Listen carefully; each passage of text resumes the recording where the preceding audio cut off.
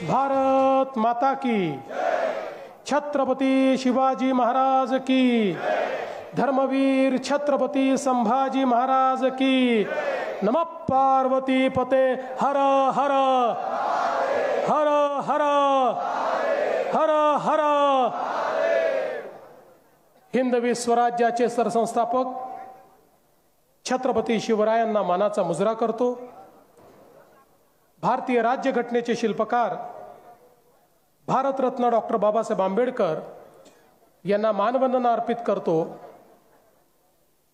या कुंभनगरीमध्ये त्र्यंबकेश्वरला या ठिकाणी त्र्यंबकेश्वर महादेवांच्या चरणी नतमस्तक होऊन त्यांचा आशीर्वाद घेतो।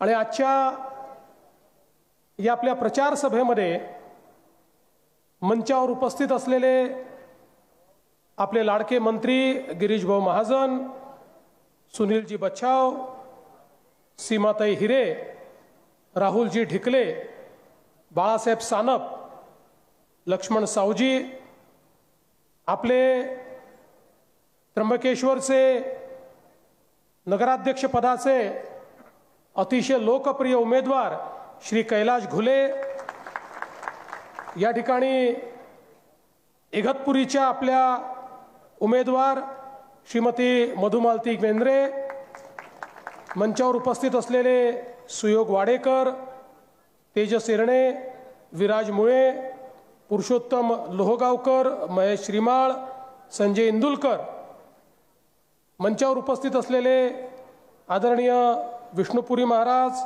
शांतिगिरी महाराज, दुर्गानंद ब्रह्मचारी, सागरगिरी महाराज, महंत गणेशानंद सरस्वती, महंत अजयपुरी महाराज, महंत देवेंद्रगिरी महाराज, महंत स्वामी सोमेश्वरानंद सरस्वती, मंचावरील कुठल्या पूज्य महंत गुरुजनांचं नाव सुटलं असेल तर त्यांची क्षमा मागतो।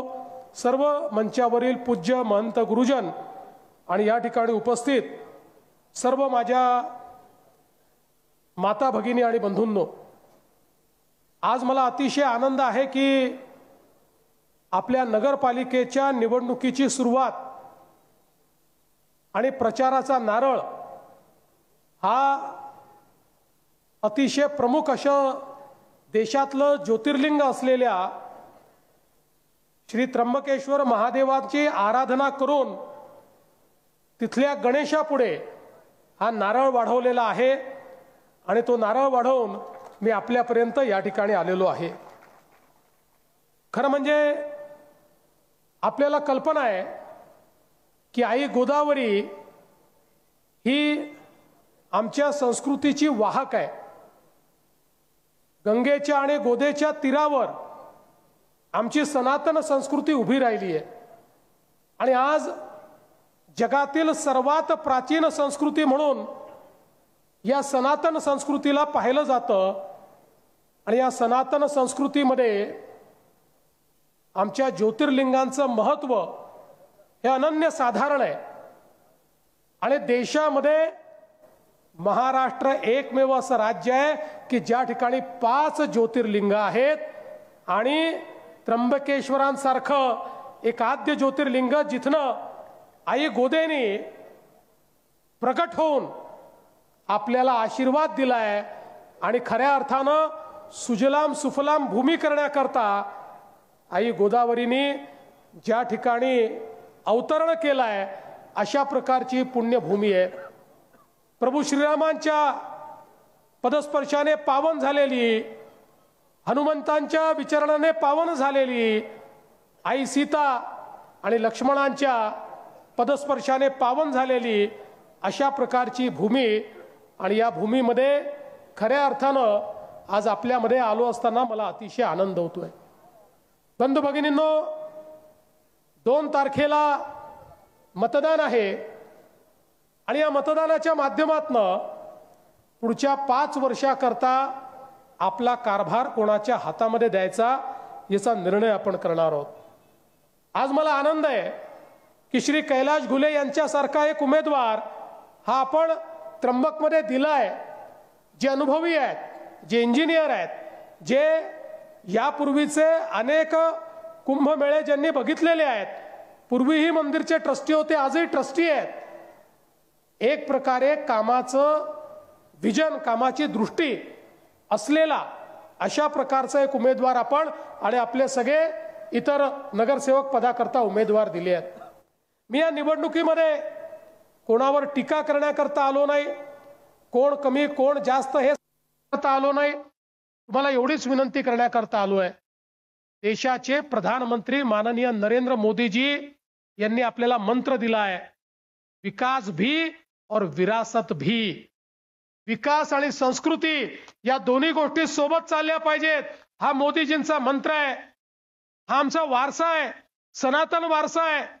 आमची वारसा स्थळं ही उत्तम असली पाहिजेत आणि मोदीजींनी ती वारसा स्थळ उत्तम करून दाखवली।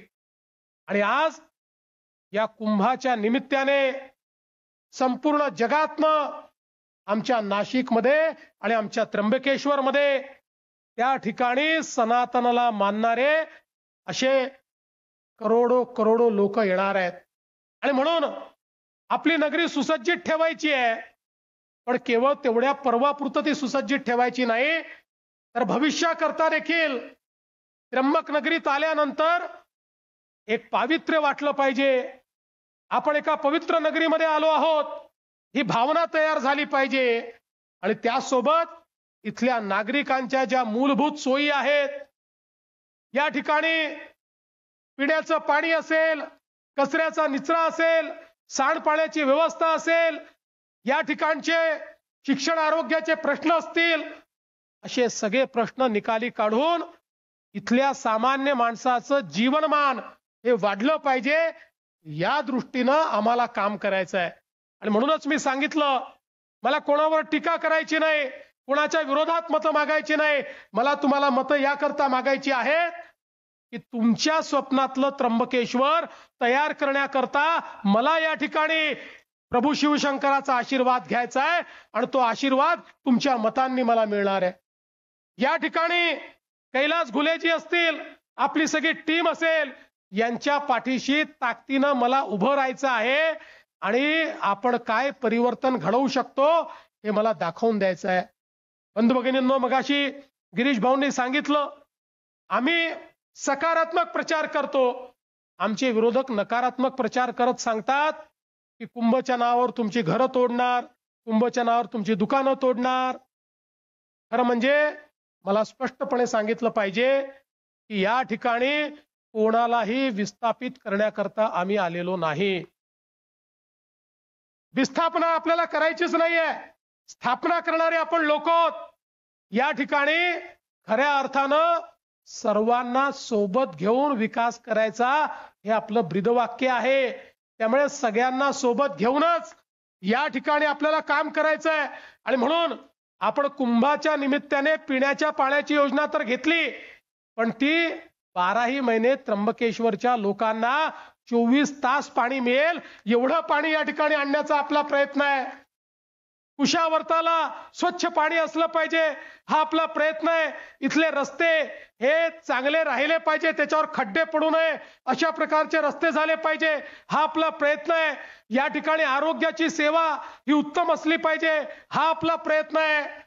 या सगळ्या प्रयत्नांकरता आपण हे काम सुरू केलं आहे, कारण मोदीजींनी सांगितलं आपल्या महाराष्ट्रामध्ये 50% लोक हे केवळ 350 शहरांमध्ये राहतात। त्र्यंबक सारखे 350 शहर आहेत, त्यात महाराष्ट्राची 6.5 कोटी लोक राहतात। या 6.5 कोटी लोकांकरता हे 350 शहर जर आपण सुधरवू शकलो, त्या ठिकाणी आपण जीवनमान उंचवू शकलो, तर निश्चितपणे एक मोठं परिवर्तन आपण करू शकणार आहोत। आणि त्या दृष्टीने आमच्याकरता ही निवडणूक आहे। म्हणून मी तुम्हाला एवढीच विनंती करण्याकरता आलो आहे की आपल्या शहराच्या भविष्याकरता, आपल्या पुढच्या पिढीच्या भविष्याकरता आज या ठिकाणी एक अतिशय सुंदर अशा प्रकारचं शहर घडवण्याकरता आणि खऱ्या अर्थानं संपूर्ण भारतामध्ये ज्या शहराकडे लोकांचं लक्ष असतं, जिथे येण्याची प्रत्येक या ठिकाणी हिंदू समाजातल्या प्रत्येक व्यक्तीची इच्छा असते, ते शहर तसं साजेसं झालं पाहिजे हा आमचा प्रयत्न आहे। आज एवढी सगळी महंत मंडळी या ठिकाणी आहेत, त्यांनाही मी आश्वस्त करू इच्छितो की त्यांनाही हे जे काही आपल्याला सिंहस्थाचं आयोजन करायचं आहे, या आयोजनामध्ये मी नेहमी सांगतो हे सरकारचं आयोजन नाही आहे, सरकार व्यवस्था करणार आहे. या कुंभाचं आयोजन संत आणि महंत करणार आहेत, आमचे आखाडे करणार आहेत. हे खरे आयोजक ते आहेत. त्यांनी देशभरातनं लोकांना निमंत्रित केलेलं आहे. ते या ठिकाणी सगळे पर्व पार पडणार आहेत. त्या पर्व पार पाडण्याकरता ज्या व्यवस्था करायच्या आहेत त्या व्यवस्थांमध्ये आम्ही कुठेही मागे पडणार नाही. सगळ्या प्रकारची व्यवस्था ही त्या निमित्ताने आपण पूर्ण करू. आज या निमित्ताने इगतपुरीच्या आपल्या उमेदवार मधुमालती मेंद्रेजी त्या देखील या ठिकाणी आले आहेत. तिथले आपले सगळे जे नगरसेवक पदाचे उमेदवार आहेत तेही या ठिकाणी आलेले आहेत. अतिशय चांगले अशा प्रकारचे ज्यांना विकासाचा अनुभव आहे, ज्यांनी नगरपालिका कशी चालवायची हे बघितलेलं असं नेतृत्व त्या ठिकाणी आहे. आणि मी तुम्हाला सांगतो इगतपुरीलाही एक अतिशय सुंदर अशा प्रकारचं पर्यटन स्थळ आणि अतिशय सुंदर असं इन्फ्रास्ट्रक्चर हे तयार केल्याशिवाय आम्ही थांबणार नाही, हा विश्वास मी देतो. आणि म्हणून आपल्या सर्वांना विनंती करतो, आपल्याला कल्पना आहे की आपलं चिन्ह कमळ आहे. आपलं कमळ हे लक्ष्मीचं कमळ आहे. आपलं कमळ चिखलात उगवणारं कमळ आहे. आपलं कमळ हे मोदीजींचं कमळ आहे आणि हे कमळ परिवर्तन घडवणारं कमळ आहे. त्यामुळे 2 तारखेला जिथे जिथे कमळाची बटन दिसेल त्या त्या ठिकाणी कमळाची बटन दाबा.